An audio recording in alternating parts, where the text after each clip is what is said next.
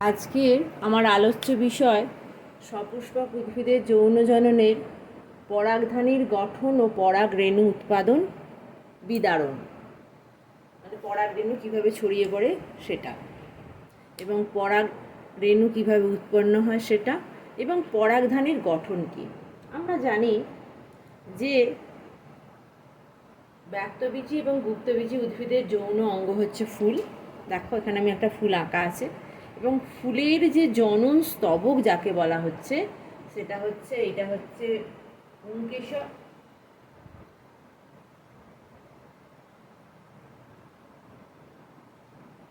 আর এইটা হচ্ছে গর্ভকেশর।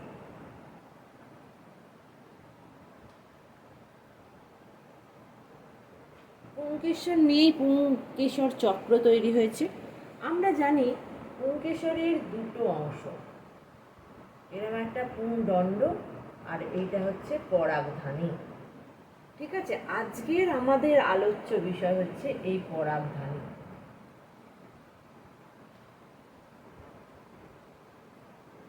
এই পরাগধানীর মধ্যেই আমরা জানি পরাগ রেণু উৎপন্ন হয়। আর এই যে পুংদণ্ড, এটা আমরা জানি যে এই পুংদণ্ডটা পুংকেশরকে থ্যালামাসের সঙ্গে সংযুক্ত রাখে। আজকের আমাদের আলোচ্য বিষয় পরাগধানী। এই পরাগধানী পুংদণ্ডের উপরে দেখো একটা থলির মতো একটা অংশ, এখানেই হচ্ছে পরাগ রেণু উৎপন্ন হয়। ঠিক আছে, এই পরাগধানী দুটো খণ্ড নিয়ে প্রধানত তৈরি। আমরা বিভিন্ন চিত্র অঙ্কন করে পরাগধানীর গঠন এবং খণ্ডগুলো দেখাবো। পরাগধানী দুটো খণ্ড নিয়ে গঠিত। আমরা দেখি চিত্রটা অঙ্কন করে নিই। দেখো একটা পরাগধানী এঁকেছি। এই পরাগধানী দুটো খণ্ড নিয়ে তৈরি, দুটো লোব নিয়ে তৈরি। এই যে লাল শেডের এটা একটা লোব, এটা একটা দুটো লোব। এখানে দেখো কালো শেডের একটা অংশ আছে, এটা হচ্ছে একটা যোজক। এই যোজক দ্বারা দুটো লোব কি থাকে, সংযুক্ত থাকে। এটা হচ্ছে যোজক দ্বারা দুটো লোব সংযুক্ত থাকে।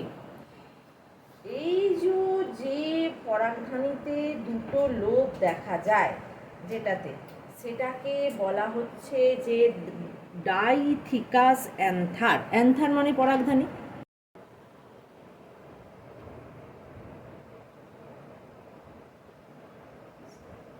ডাইথিকার অ্যান্থার, ডাইথিকার অ্যান্থার। তাহলে এই পরাগধানীতে দুটো লোব আছে বলে একে ডাইথিকার পরাগধানী বা ডাইথিকার অ্যান্থার বলা হয়। বোঝা গেল? এবং এই যে পরাগধানীতে এরকম দুটো লোব আছে, সেই পরাগধানীতে পরাগথলি থাকে প্রতিটা লোবে। এই যে আমি লালগুলো আঁকছি, এগুলো পরাগথলি। প্রতিটা লোবে দুটো করে পরাগথলি থাকে। তাহলে এই ধরনের পরাগধানীতে টোটাল কতগুলো পরাগথলি থাকে? এই ধরনের পরাগধানীতে টোটাল 4টে পরাগথলি থাকে। এগুলো হচ্ছে কি পরাগথলি।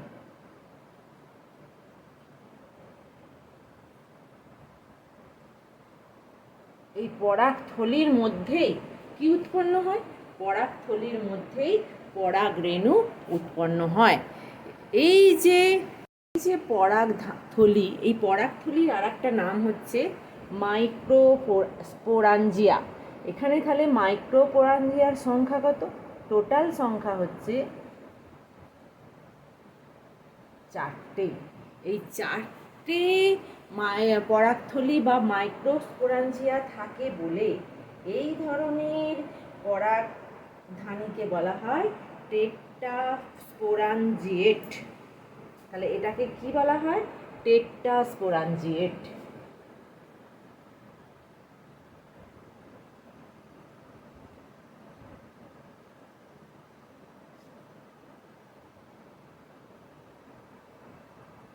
টেট্রাস্পোরাঞ্জিয়েট অ্যান্থার।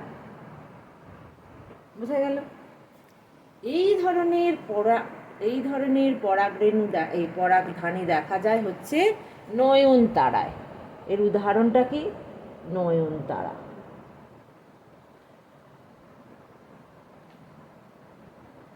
বোঝা গেল? নয়নতারাতে তাহলে এই ধরনের পরাগধানী দেখা যায়। এই যে প্রতিটা লোবে কি থাকে? প্রতিটা লোবে তাহলে দুটো করে পরাগ থলি থাকে।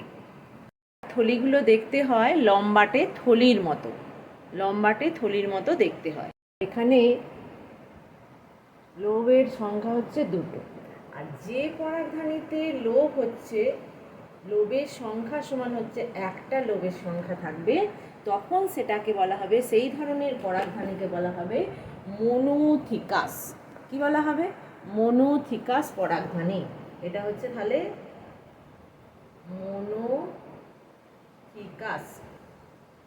মনোথিকাস পরাগধানী।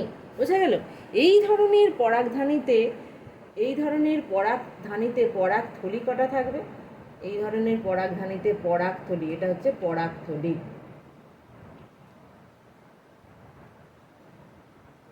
পরাগথলি বা মাইক্রোস্পোরাঞ্জিয়া থাকবে হচ্ছে দুটো। এই দুটো থাকে বলে এটাকে বলা হচ্ছে, বোঝাই যাচ্ছে এটা হচ্ছে ওটা যেমন টেটটা ছিল স্পোরাঞ্জিয়েট, এটা হচ্ছে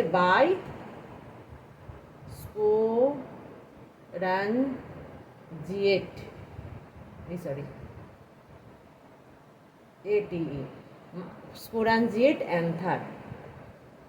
বোঝা গেল? এটাকে বলা হচ্ছে বাইস্পোরাঞ্জিয়েট অ্যান্থার। বোঝা গেছে? এখানে একটা আছে, GIATE। হ্যাঁ, এইটার উদাহরণ হচ্ছে জবা গাছে এইরকম দেখা যায়। হ্যাঁ, আমরা আজকে আলোচনা করব, এই যে ডাইথিকাস যে অ্যান্থার, সেই ডাইথিকাস অ্যান্থার নিয়ে আলোচনা করব। বলি, এই যে ডাইথিকাস অ্যান্থারে এই যে মাইক্রোস্পোরাঞ্জিয়াগুলো আছে, সেটি এই পরাগধানীর, এটা তো পরাগধানী, এই পুরোটা পরাগধানী, এই পরাগধানী চারটে কর্নারে এটা অবস্থিত হয় এবং প্রত্যেকটার সঙ্গে প্যারালালে থাকে। বুঝা গেল? এবং এইটা দেখো, এই যে এগুলো স্পোরাঞ্জিয়াগুলো, মানে একই লোবের স্পোরাঞ্জিয়াগুলো, এই যে এখানে দেখো একটা গ্রুপ থাকে, একটা খাঁজ দিয়ে দুটো আলাদা থাকে, এইটাকে বলা হয় স্টোমিয়াম। এটাকে কি বলা হয়? স্টোমিয়াম। এই খাঁজটাকে, এটা তাহলে লিখি STO, স্টোমিয়াম বলা হয় এই খাঁজটাকে। বোঝা গেল? এই দুটো স্পোরাঞ্জিয়া, একই লোবের দুটো স্পোরাঞ্জিয়া একটা খাঁজ দ্বারা যুক্ত থাকে, এবং এখান দিয়েই যে পরাগ রেণু যখন বিদারণ ঘটে, তখন কিন্তু এই স্থান দিয়েই পরাগ রেণুর বিদারণটা সুসম্পন্ন হয়। বোঝা গেল? দেখো, সপুষ্পক উদ্ভিদের যখন এই যে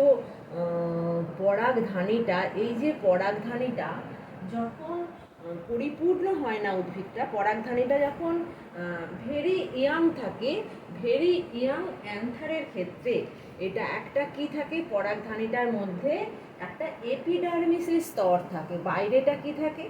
একটা এপিডার্মিসের স্তর থাকে, আর ভেতরে থাকে ভাজক কলা থাকে। কি থাকে? ভাজক কলা থাকে। তখন কিন্তু যখন এটা ভেরি ইয়াং, তখন কিন্তু এটা দুটো লোবে ভাগ হয় না। তারপর আস্তে আস্তে পরাগধানীটা কি হয়ে যায়?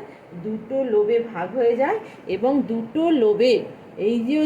লোবে ভাগ হয়ে গেল, দুটো লোবের চারটে কর্নারে চারটে পোলেন স্যাক বা পরাগথলি উৎপন্ন হয়। বোঝা গেল? আমরা বলতে পারি, এই যে পরাগধানী আছে, এটা হচ্ছে বাইরের লেয়ারটা হচ্ছে এপিডার্মিস। এই এপিডার্মিসের ভিতরে যে হাইপোডার্মিস আছে, সেই হাইপোডার্মিসের আর্কিস্পোরিয়াল কোষ থেকে পরাগথলি উৎপন্ন হয়। বললাম যে এই যে পরাগথলিগুলো এপিডার্মিসের নিচে যে হাইপোডার্মিস আছে, হাইপোডার্মিসের আর্কিস্পোরিয়াল কোষ থেকে সৃষ্টি হয়। এই ধরনের পরাগথলিকে বলা হয় ইউস্পোরাঞ্জিয়েট। বোঝা গেছে? এরপরে আমরা দেখব এই পরাগথলি ভিতরে কেন্দ্রে কি থাকে? রেণুধর কলা থাকে।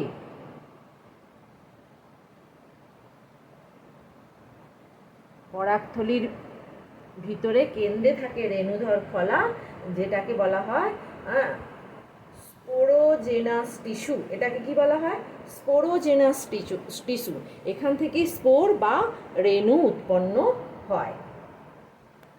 স্পোরোজেনাস টিস্যু, এখান থেকেই কি উৎপন্ন হয়? রেণু উৎপন্ন হয়, যেটাকে আমরা স্পোরো বলি।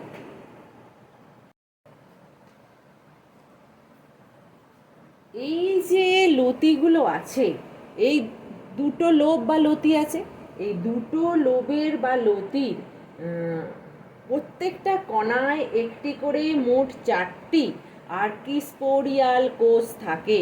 এই কোষগুলো কি হয়? তুলনামূলক বড় এবং সুস্পষ্ট নিউক্লিয়াসযুক্ত কোষ। এই যে আর্চিস্পোরিয়াল সেল থাকে বা আর্কিস্পোরিয়াল সেল থাকে, এই সেলগুলো থেকেই কিভাবে রেণু উৎপন্ন হয় সেটা আমরা দেখব।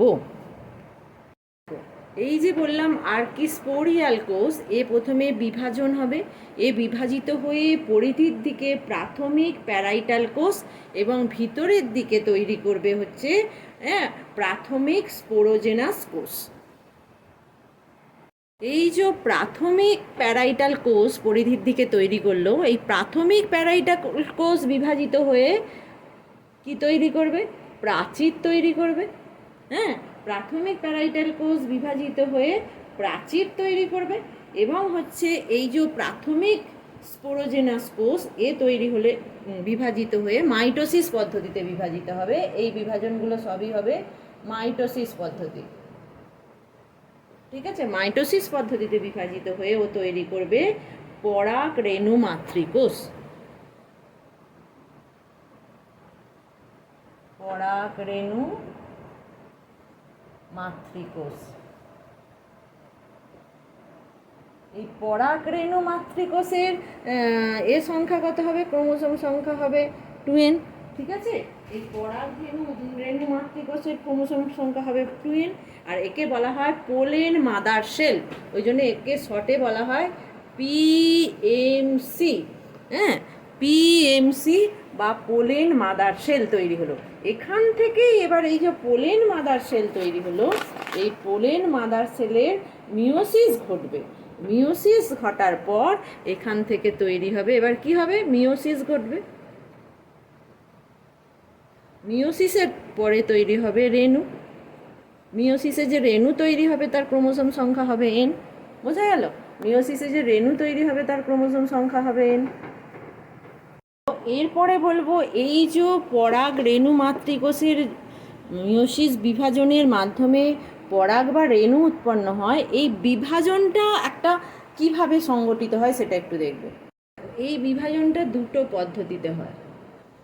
মিওসিস বিভাজনই এটা দুটো বিশেষ পদ্ধতি অবলম্বন করে। একটাকে বলা হচ্ছে ধারাবাহিক,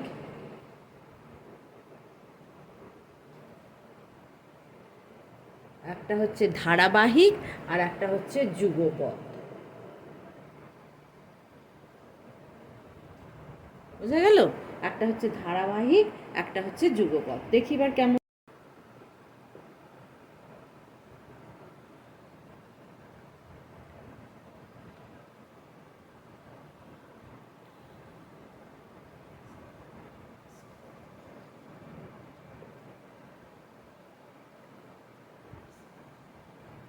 তাহলে এই যে সাকসেসিভ টাইপ, এইখানে কি হয়? এই যে 2n, এই যে মাদার সেলটা, এটা যদি সেল ধরি, প্রথম মিওসিসে হাস বিভাজনে দুটো সেল তৈরি করে।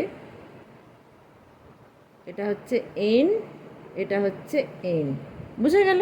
এবং এই দুটো সেল আবার সেলগুলো পৃথকীকরণ ঘটে, সেলগুলো আবার দ্বিতীয় মিওসিস বিভাজনে আবার দুটো সেল তৈরি করে। এটা তাহলে 4টে রেণু উৎপন্ন হলো। এবং এই যে প্রথম হাস বিভাজনের ফলে এই সেলটা কোষপ্রাচীর তৈরি হয়ে দুটো আলাদা সেলে পরিণত হয় এবং তাদের মধ্যে আবার সদিশ বিভাজনের মাধ্যমে এইভাবে 4টে রেণু উৎপন্ন হয়। বোঝা গেল? এইটা হচ্ছে ধারাবাহিক। আর যুগপৎ বিভাজন কি? এই যে 2n, এই যে 2n টা হচ্ছে পিএমসি অর্থাৎ রেণু মাতৃকোষ, সেটা প্রথমে বিভাজিত হয়ে এন সংখ্যক দুটো নিউক্লিয়াস তৈরি করে। যে নিউক্লিয়াসগুলো একই সেলের মধ্যে থাকে, তাদের মধ্যে কোনো প্রাচীর তৈরি হয় না, ওই জন্য বিভাজিত হয় না। তারপর আবার নিউক্লিয়াসগুলো বিভাজনের মাধ্যমে কি তৈরি করে, এখানে আবার দুটো নিউক্লিয়াস তৈরি করলো। বোঝা গেল? এইভাবে দেখো যে বিভাজনটা হলো, এটাকে বলা হচ্ছে যুগপদ বিভাজন। তারপরে ধরো প্রাচীর তৈরি হতে পারে, এইটা টেট্টাট তৈরি হলো, রেণু টেট্টাট। আমরা দেখিয়েছিলাম আগের ছকটা একটুখানি লিখেছি যে আর্কিস্পোরিয়াল কোষ প্রথমে পরিধির দিকে বিভাজিত হবে, বিভাজিত হয়ে প্রাথমিক প্যারাইটাল কোষ তৈরি করবে সেটা, এবং বিভিন্ন তলে বিভাজিত হয়ে পরাগধানীর প্রাচীর তৈরি করবে। কিভাবে প্রাচীরটা কোষের গঠন, মানে কিভাবে কোষের সজ্জাগুলো হয় সেটা দেখি, আমি প্রাচীরটার গঠনটা দেখাবো। দেখো, প্রথমেই যেটা থাকে সেটা হচ্ছে এপিডার্মিস।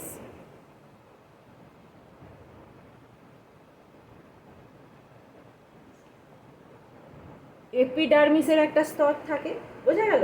তারপরের স্তরটা দেখো সবুজ রঙের যেটা করেছি, সেটাকে বলা হচ্ছে এন্ডোথেসিয়াম।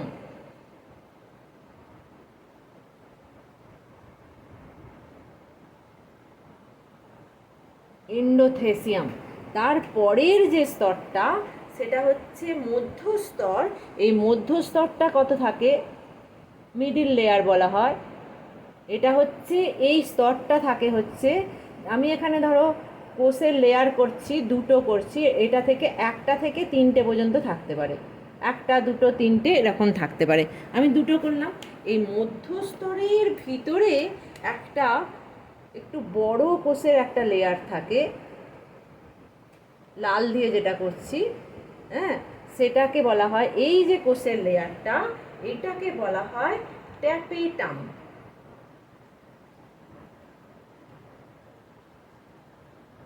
ট্যাপেটাম, বোঝা গেল? এই ট্যাপেটামের পরে, ট্যাপেটামের ভিতরে যে লেয়ারটা আছে, এই যে অঞ্চলটা, হ্যাঁ, এখানটা হচ্ছে রেণুধর কলা আছে, স্পোরোজেনাস টিস্যু আছে, বোঝা গেল? এই তাহলে এই স্পোরোজেনাস টিস্যু থেকে কি উৎপন্ন হচ্ছে, আমাদের স্পোর বা রেণু উৎপন্ন হচ্ছে, বোঝা গেছে?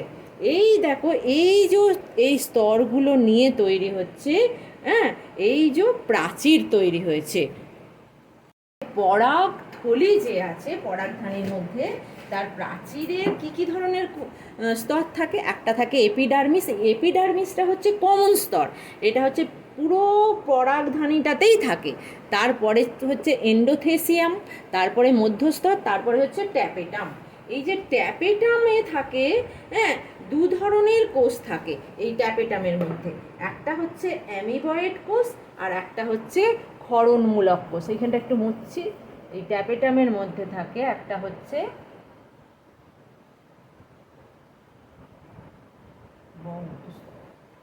অ্যামিবয়েড কোষ আর একটা হচ্ছে সেক্রেটরি কোষ, আমরা বলতে পারি ক্ষরণ কোষ, বোঝা গেল? এই দু ধরনের কোষ থাকে। এই যে ধরো অ্যামিবয়েড কোষ, এই অ্যামিবয়েড কোষগুলো রেণুর প্রাচীর গঠন করতে সাহায্য করে, হ্যাঁ। এটা এটা এর এর কাজ কি, ট্যাপেটামের কাজ কি, কাজগুলো তাহলে একটু দেখি।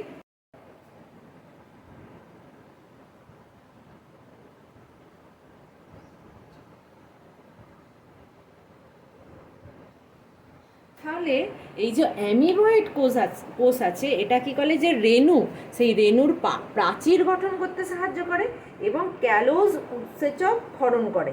এই ক্যালোজ উৎসেচক কি করে, রেণু চতুষ্টয় যে আছে স্পোর টেট্টাড, হ্যাঁ, যে স্পোর টেট্টাড বা রেণু চতুষ্টয়, হ্যাঁ, তার চারিদিকে যে ক্যালোজ প্রাচীর আছে, সেই ক্যালোজ প্রাচীরকে দ্রবীভূত করতে সাহায্য করে হচ্ছে ক্যালোজ উৎসেচক। এবার হচ্ছে দেখো আর কি করে ট্যাপেটামের কাজ দেখি। এই যে ক্ষরণ কোষ বা সেক্রেটারি কোষ আছে, এটা একটা ফ্যাট জাতীয় একটা বস্তু ক্ষরণ করে, যেটাকে বলা হয় স্পোরোপোলেনিন। এটা হচ্ছে ফ্যাট জাতীয় একটা বস্তু। এই যে ফ্যাট জাতীয় বস্তু স্পোরোপোলেনিন ক্ষরণ করে, এটা হচ্ছে রেণুর বহির প্রাচীর গঠন করে।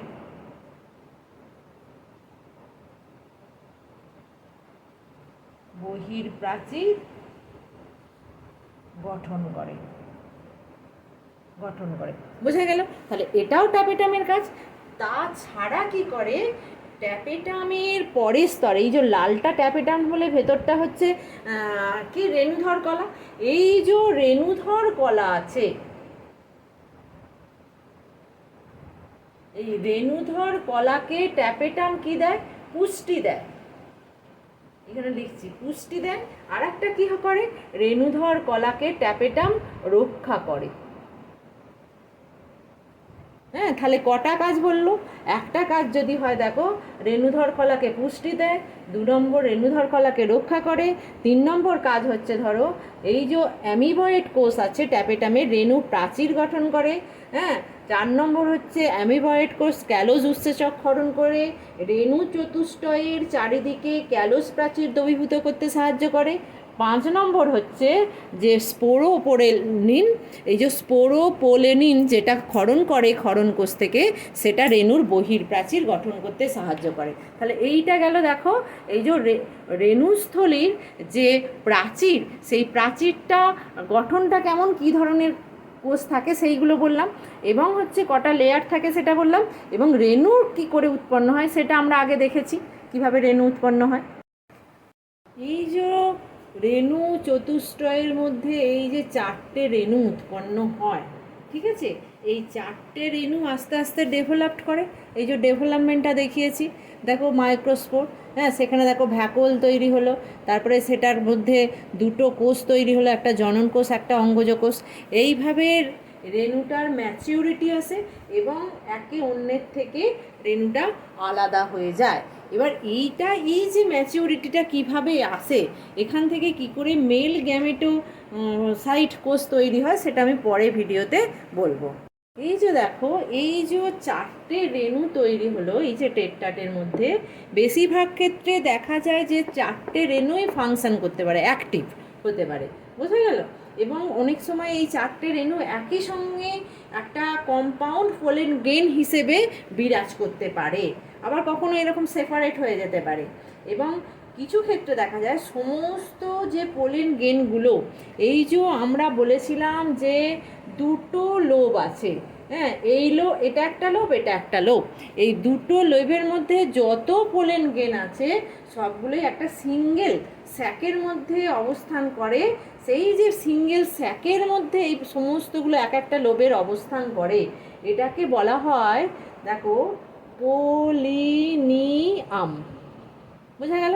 এটা হচ্ছে একটা স্যাক, যে স্যাকটার মধ্যে সব পোলেন গেনগুলো থাকবে। হ্যাঁ,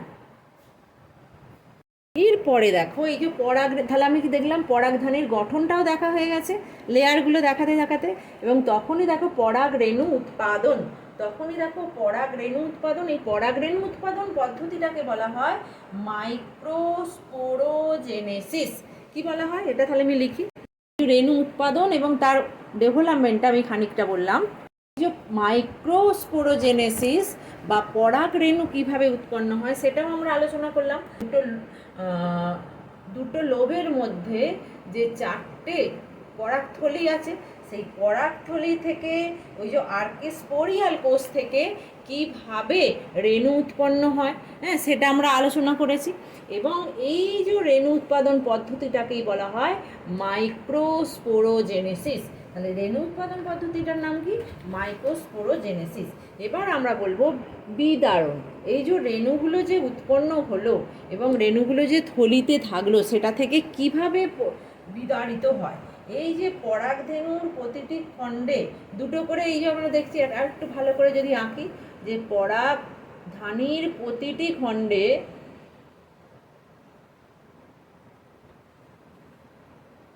এরকম 2টো করে পরাগথলি আছে, এটা 1 2, এটা 1 2। হ্যাঁ, এই যে 2টো করে পরাগথলি আছে, পরিণত পরাগধানী যখন শুকিয়ে যেতে থাকে তখন প্রতি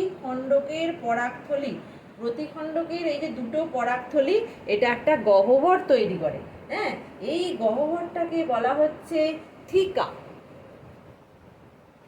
এই গহ্বরটাকে কি বলা হয়? থিকা বলা হয়। হ্যাঁ, তৈরি করে। এবং তাহলে পরাগথলিতে কতগুলো থিকা থাকে? এদিকে একটা থিকা থাকবে, এদিকে একটা থিকা থাকবে। এবং জলটা যখন জল বিদারণের মাধ্যমে এইখানে আমরা দেখেছিলাম, মানে পরাগ থলিতে যে এন্ডোথেসিয়াম যেটা আছে, সেই এন্ডোথেসিয়ামটা যখন সংকুচিত হয়ে যাবে, এই যে একটা পরাগথলি, এই যে পরাগথলি, এই যে ঘাসটা আছে, এই ঘাসটাকে বলেছিলাম স্ট্রোমিয়াম। এই স্ট্রোমিয়াম স্থানে বিদীর্ণ হয়ে যায়, বিদীর্ণ হয়ে গিয়ে তখন পরাগ রেণুগুলো বাতাসে কি হয়? মুক্ত হয়। এইভাবে পরাগ রেণুর বিদারণ সুসম্পন্ন হয়। তাহলে আজকে আমরা দেখলাম যে সপুষ্পক উদ্ভিদের পরাগধানীর গঠন, পরাগ রেণু উৎপাদন, যাকে আমরা বলছি মাইক্রোস্পোরোজেনেসিস, এবং রেণুর বিদারণ। এর পরের ভিডিওতে একটা পরিণত পরাগ রেণুর গঠন সম্বন্ধে আমরা আলোচনা করব।